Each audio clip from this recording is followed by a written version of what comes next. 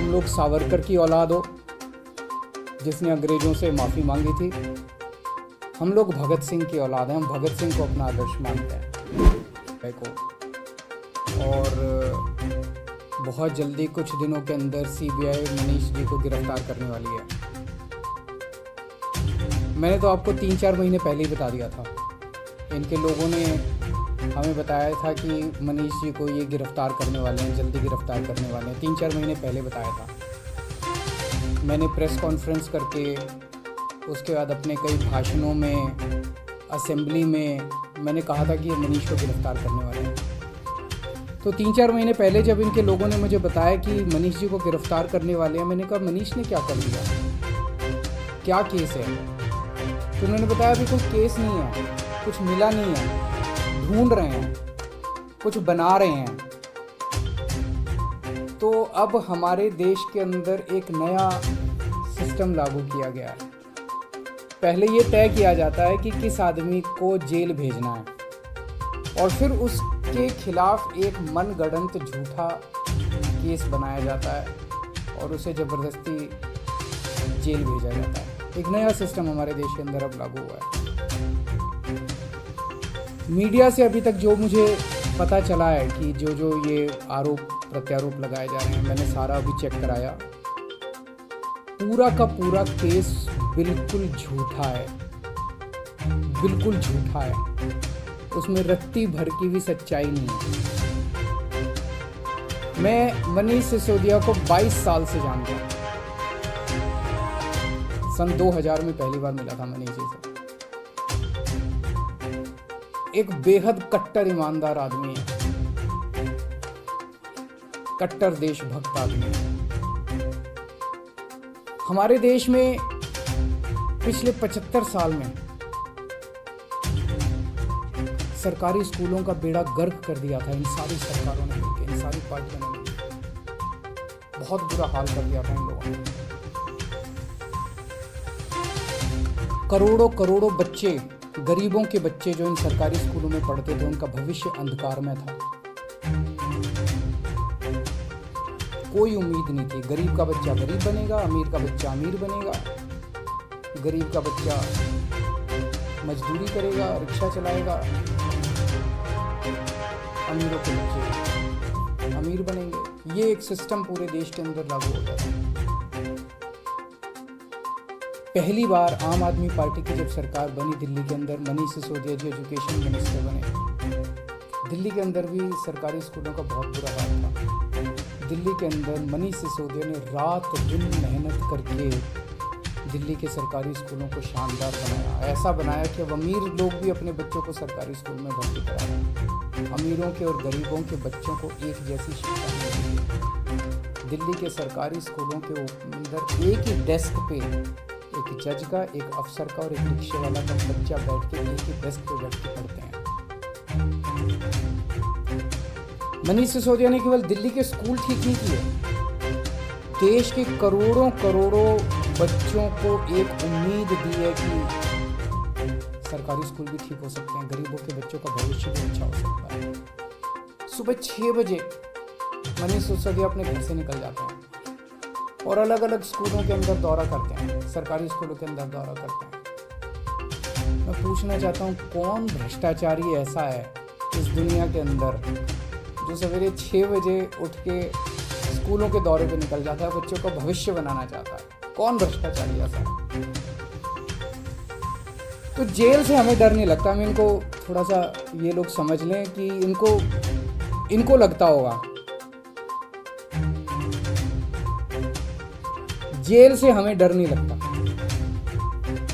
तुम लोग सावरकर की औलाद हो जिसने अंग्रेजों से माफ़ी मांगी थी। हम लोग भगत सिंह की औलाद हैं, हम भगत सिंह को अपना आदर्श मानते हैं, जिसने अंग्रेजों के सामने झुकने से मना कर दिया और फांसी पर लटक गया। हमें जेल से, फांसी के फंदे से डर नहीं लगा। कई बार जेल हुआ है हम लोग। एक ये सोचने की बात है कि हाथ धो के हमारे पीछे क्यों पड़े हैं, आम आदमी पार्टी के पीछे क्यों पड़े? इतने हमारे एमएलए को ये जेल भेज चुके, सारे छूट के आ गए। और कोर्ट ने जब छोड़ा तो ऐसे गंदे गंदे ऑर्डर पास किए इन लोगों के खिलाफ क्या झूठे सच्चे केस बना रहे हो। सत्येंद्र जैन को इन्होंने गिरफ्तार कर लिया झूठे केस में पिछले महीने, अब मनीष सिसोदिया जी को गिरफ्तार करने जा रहे हैं। तो आखिर ये आम आदमी पार्टी के पीछे क्यों पड़े हैं, हम ही लोगों के पीछे क्यों पड़े हैं? 3 कारण हैं। पहला कारण, आम आदमी पार्टी वाले कट्टर ईमानदार हैं। तो पूरे देश को भरोसा हो गया आम आदमी पार्टी वाले कट्टर ईमानदार हैं। सारा देश कहता है यार कुछ भी हो, ये लड़के हैं तो ईमानदार। ये लोग झूठे केस बना बना के हमारे ऊपर कीचड़ फेंकना चाहते हैं। ये दिखाना चाहते हैं दुनिया को कि देखो ये भी हमारे जैसे ही हैं, जैसे हम भ्रष्ट हैं ये भी वैसे ही हैं, ये भी भ्रष्टाचारी हैं। पर दुनिया इनके यकीन नहीं कर रही। दुनिया खुद ही कह रही है कि झूठे केस लगा रहे हैं। तो जो मर्जी कर लो, सच सच होता है, झूठ झूठ होता है। जितना मर्जी कीचड़ तुम फेंक लो, कीचड़ चिपक नहीं रहा हमारे ऊपर, पाक साफ है हम। सच्चाई के रास्ते पे चलते हैं, भगवान हमारे साथ। दूसरा कारण, ये हमारे पीछे क्यों पड़े हैं हाथों। जब से पंजाब में आम आदमी पार्टी जीती है, पूरे देश के अंदर आम आदमी पार्टी की आंधी आ रही है। पूरे देश के अंदर आम आदमी पार्टी की चर्चा, पूरे देश में आम आदमी पार्टी फैल रही है। ये उसे रोकना चाहते हैं।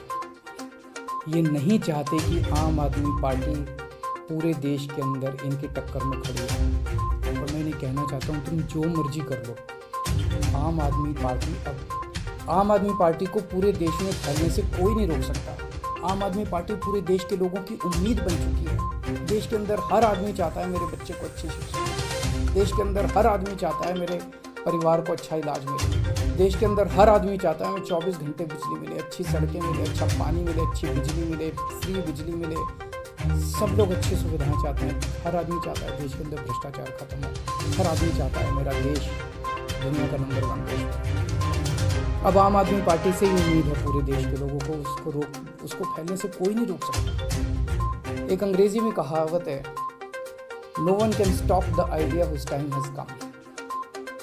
आम Aadmi Party's time has come, India's time has come. Bharat का समय आ चुका है, कोई नहीं रोक सकता।